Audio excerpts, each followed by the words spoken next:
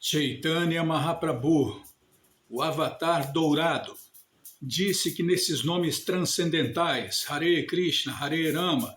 o Senhor Supremo aplicou todas as suas energias transcendentais e que quem canta os nomes mais potentes de Deus pode limpar a mente e o coração de toda a sujeira acumulada durante os repetidos nascimentos e mortes. Então vamos limpar o coração.